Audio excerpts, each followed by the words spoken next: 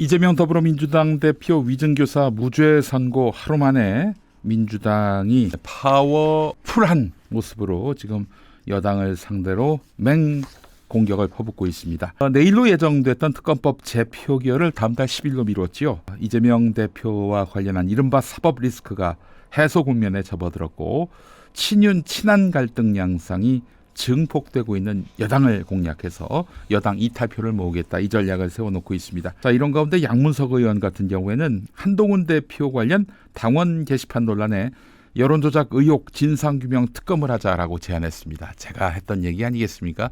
굉장히 좋은 제안이에요. 제가 봤을 때 이거 갖고 한동훈을 쥐락펴락할 수가 있어요. 자, 한동훈 보십시오. 지금 자기 가족이 연루된 당원 게시판 논란, 이와 관련해서 지금 갈피를 못 잡고 있잖아요. 아주 효능감 높은 한동훈을 그립할 수 있는 수단이 아닌가 하는 생각을 해봅니다. 자, 민주당 특검법에 더해서 연말 국회 본회의에서 상설특검 규칙 개정을 하고, 그리고 검사 탄핵을 하고 순직해병 국정조사를 잇따라 추진한다는 계획입니다. 일단은 그 상설특검 규칙 개정은요, 상설특검에 국민의힘이 추천 못하도록 하는 그런 내용으로 규칙 개정하고요. 검사 탄핵은 지금 윤석열 부인 김건희의 도이치모터스 주가 조작, 그리고 디올백 무혐의 처분을 내린 서울중앙지검 이창수 지검장, 조상원 4차장, 최재훈 반부패 2부장에 대한 탄핵 소추안을 본회의에 보고하고 표결하기로 한 것입니다. 당연히 통과가 되겠죠. 지금 헌법재판소가 재판관 구성이 이루어지지 않으면 이 사람들은 한도 끝도 없이 국회가 헌법재판관을 추천할 때까지는 계속 탄핵 상태가 되는 거예요. 뭐 심사는 할 수 있어도 결정을 못하는 것이죠. 자, 게다가 그리고 탄핵소추 사건 조사 청문회, 지금 강백신 어미준 검사에 대한 조사 청문회도 예고하고 있는 상황이죠. 이들도 탄핵될 흐름입니다. 게다가 순직해병 국정조사 같은 경우 우원식 국회의장이 계속해서 요구했는데 국민의힘이 듣는 척 마는 척 했었던 거 아니겠습니까? 자, 시한이 다 됐습니다. 11월 27일을 시한으로 못 박았어요. 자, 만약에 그때도 여당이 협조하지 않으면은 뭐 야당 중심으로 국정조사 특별위원회 위원이 선임되겠죠. 이제 여론전이 시작되는 겁니다. 국회에서 이 국정조사가 이루어지게 되고 국민적 이슈가 되고요. 여론으로도 계속해서 이 문제가 확산될 것입니다. 자, 이런 가운데 야당의 파상 공세에 국민의힘은 별다른 대응책을 내놓지 못하고 있습니다. 당원 게시판 논란은 지속되고 있는데요. 한동훈은 이것은 나를 무너뜨리려는 것이 목적이다라면서 자신 반대파들을 겨냥하고 있습니다. 자, 뭐 그렇다 하더라도 말이죠.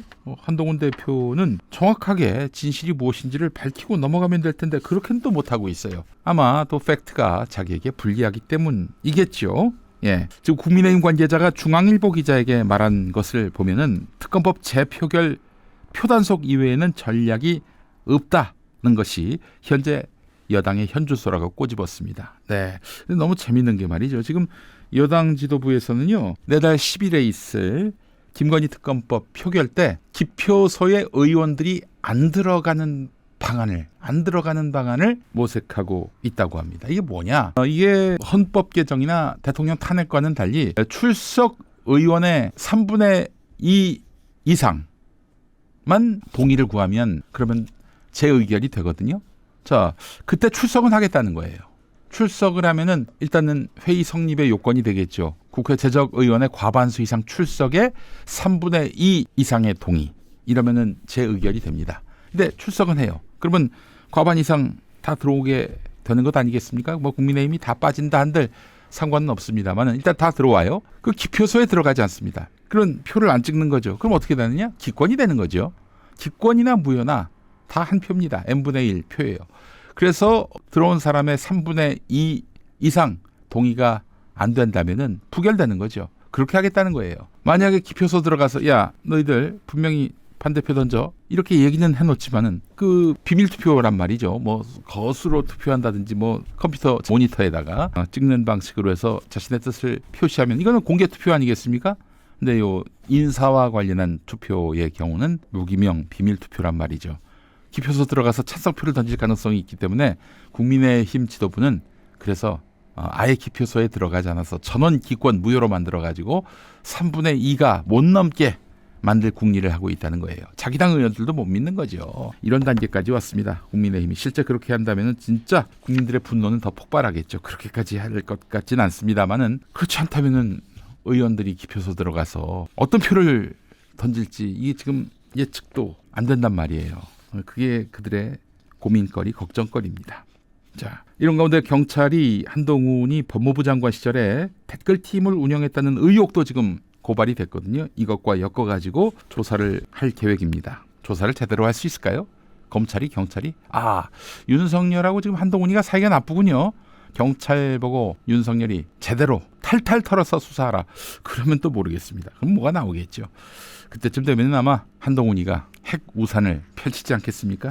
핵에는 핵으로 맞서는 재밌는 일이 앞으로 많이 벌어질 것 같습니다. 자, 이재명 대표 이번 11월 25일 판결도 유죄가 나오면은 15일 유죄, 25일 유죄에 이어서 완전히 국면이 나한테 넘어온다라고 기대했던 국민의힘으로서는 지금 굉장히 낭패를 만난 상황입니다. 어떻게 무슨 수를 써야 될지도 모르는 상황입니다. 리스크 관리가 안 돼요. 정치적 어떤 상상력이나 지혜가 없어요. 이게 바로 검사 정치의 진면모입니다. 검사 정치. 예전에 이태규 한국일보 주필이 검사 정치를 이렇게 설명했습니다. 변호사라면은 소송을 대리하면서 법의 유연성을 경험하는 게 정치의 토대가 될 수 있다. 이 변호사 출신 정치인을 두고 얘기하는 거예요. 수사하고 단죄하고 심판하는 검사, 판사, 경찰 출신에게 이런 유연함을 바라기가 어렵다. 법의 잣대로 불법을 재단하고 처벌하면 그만인 탓이다. 사실 공부를 잘했다는 것은 정답을 찾고 쓰고 하는 것을 잘했다는 뜻일 텐데 문제는 정치에는 정답이 없다는 점이다. 자기 의견이 정답이란 주장이 선명할수록 결속은 사라지고 갈등과 불화만 남게 된다. 그렇습니다. 바로 판사, 검사, 경찰은 법만 보는 거예요. 정답만 찾는 거예요. 그러니까 제3의 답, 제4의 답, 제5의 답을 찾을 능력이 없어요. 변호사 출신보다도 판사, 검사, 경찰 출신의 정치인이 훨씬 현실 정치에서 두각을 드러내지 못하는 이유가 바로 여기에 있는 겁니다. 예. 자, 미국 변호사이기도 한 박용현 한겨레 논설위원회 글을 한번 소개하겠습니다. 이 역시 한국형 검사 정치의 실상이 어떠한지를 소상히 분석한 내용인데요. 민주국가 중에 우리나라처럼 검찰이 단일하고 독자적인 권력 집단으로 자리 잡은 유례가 없다. 수사권, 기소권이라는 막강한 권한을 한 손에 넣고 일사불란한 조직적 응집력으로 뭉쳐있다. 기소 편의주의라는 재량권을 무한정 확장해서 아무리 죄가 커도 거뜬히 봐주고 아무리 죄가 없어도 끈질기게 괴롭힌다. 그렇죠. 이재명 대표 기소하는 거 보세요. 정말 코딱지만한, 결국에는 무죄로 결론 날 것들, 말이 안 되는 기소도 서슴없이 하고 있습니다. 그러나 김건희, 윤석열에 대해서는 어디 그럽니까? 아니, 김건희, 윤석열까지 갈 것도 없이 동료 검사들에 대해서 혹은 판사들에 대해서 기소 제대로 하는 거 보셨습니까? 여러분, 판사 검사의 기소율이 어떤 줄 아십니까? 그들도 우리와 똑같이 밥 먹고 똥 싸는 인간인데, 욕망도 같은 인간인데 0%대예요. 0%대. 네. 일반인은 한 30에서 40% 되거든요. 수사 대상이 돼서 기소가 될 경우를 말하는 겁니다. 예, 그게 판검사는 0%대, 일반인은 30에서 40%대라는 겁니다. 네. 아무리 죄가 커도 거뜬히 봐주고 아무리 죄가 없어도 끈질기게 괴롭히는 것. 네, 이게 바로 기소 편의주의입니다. 이게 대한민국 검찰의 종특이라는 것이죠.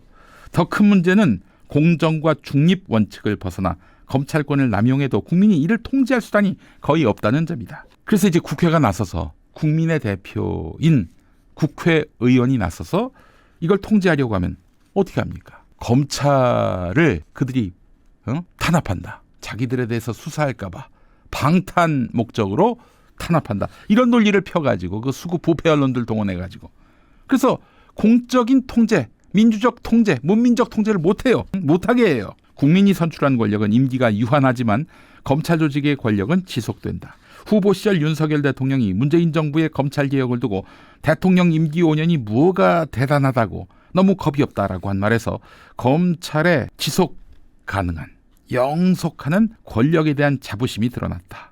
아무도 우리를 못 건드린다라는 오만이다. 검찰이 누리는 이 무소불위의 영원한 권력은 국민과 여론을 깔보는 선민의식, 우월의식으로 연결된다. 이에 도취되어 있던 윤석열 대통령과 한동훈 전 국민의힘 비상대책위원장, 지금은 국민의힘 대표지요.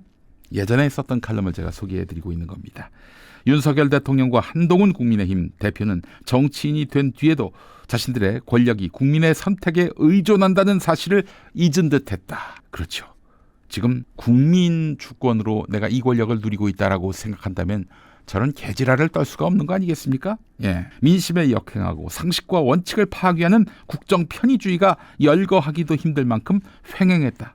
대통령 배우자의 주가 조작 의혹은 공범들이 유죄 판결을 받았음에도 결국 불기소되고 특검법은 대통령의 특권인 거부권으로 막혔다. 해병대원의 억울한 죽음에 대한 수사가 진행 중인데도 출국 금지까지 당한 피의자를 대사로 임명해서 출국시켰다. 이종섭 전 국방부 장관 얘기죠. 선거를 코앞에 두고도 이런 기상천외한 일들이 벌어진 것은 검사식 오만이 아니고서는 설명하기 힘들다. 범죄가 확정된 이들을 대통령이 특별 사면하고 여당은 후보로 출마시켰다. 네, 작년 10월에 강서구청장 선거에 나갔던 김태우를 말하는 겁니다. 네, 한동훈 대표는 이런 후보를 정의로운 사람이라고 치켜세웠다. 김태우. 그러면서 상대당은 민주당은 범죄자 집단이라고 몰아붙였다. 범죄자와 싸우는데 국민들한테 큰절은 왜 하냐라고 했다. 어떤 국회의원 후보자를 가리켜서 여기서 이러지 않아도 얼마든지 잘 먹고 잘 사는 사람이다. 여러분을 위해서 나왔다. 이수정을 두고 하는 얘기죠. 여기서 이러지 않아도 얼마든지 잘 먹고 잘 살 사람인데 여러분을 위해서 나왔다. 국민을 민주정치의 주인이 아니라 박수꾼이나 동냥꾼으로 취급하는 망발이다. 국민을 바라보는 검사식 시각이 이러한 것이다. 네, 검찰 정치가 어떤 건지 아시겠죠. 검사 정치가 어떤 건지 아시겠죠. 자, 이충재 기자, 한국일보 출신이고 지금 오마이뉴스에 글을 쓰고 있는 이분의 검사 정치에 대한 이야기도 한번 들어보겠습니다.